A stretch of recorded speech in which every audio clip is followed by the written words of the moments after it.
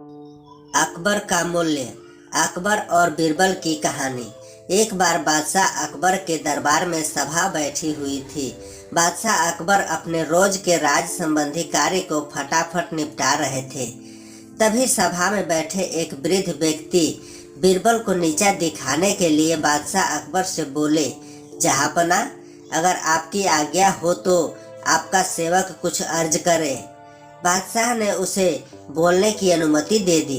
वह बोला, हे जहांपना, आज जब मैं अपने घर से आ रहा था तभी रास्ते में एक धनी व्यक्ति की अजीब वार्ता सुनने में आई। वह धनी व्यक्ति अपने नौकर से कह रहा था, तू मुझे किसी काम का नहीं लगता, इसलिए तू बड़ा ही मूर्ख है।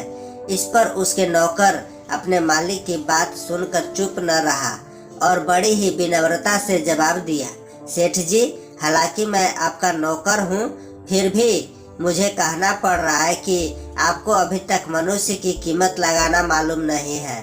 यदि आप कुछ भी विचार करते तो स्वयं सिद्ध हो जाता कि मैं आपके लिए कितना लाभदायक हूँ। उसकी ऐसी बातें सुनकर मैं तो आश्चर्यचकित रह गया।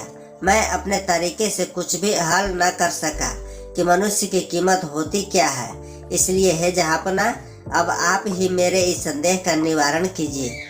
उसके ऐसे प्रश्न सुनकर बादशाह विचार में पड़ गए, परंतु कुछ हल निकला नहीं और सोचने लगे।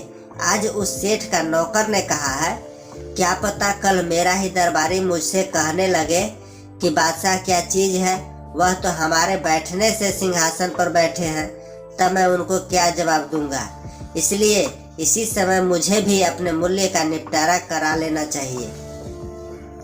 बादशाह अकबर उस वृद्ध आदमी के प्रश्न को अपनी सभा में दोहराकर सभी सभासदों से अपना मूल्य पूछा, मगर किसी को समझ में आया नहीं कि बादशाह का मूल्य क्या हो सकता है, उन्हें क्या जवाब दें। उसी बीच सभा में बैठे वृद्ध व्यक्ति जो बीरबल से ईर्ष्या करता है, उसने कहा, हे जहांपना, इस सभा में उपस्थित सभी जनता के बीच बीरबल की ही बुद्धि बड़ी मानी जाती है, इसलिए क्यों ना इस मसले का हल भी उसी के द्वारा होना चाहिए।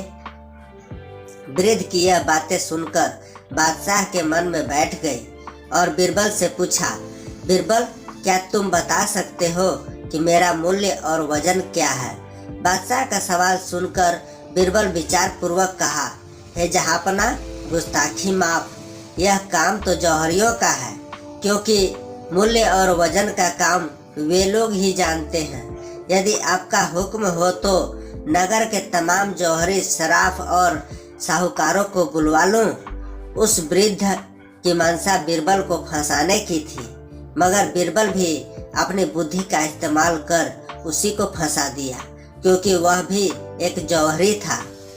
बादशाह के हुक्म से नगर के सभी जौहरी साहूकारों को बुलवाया गया।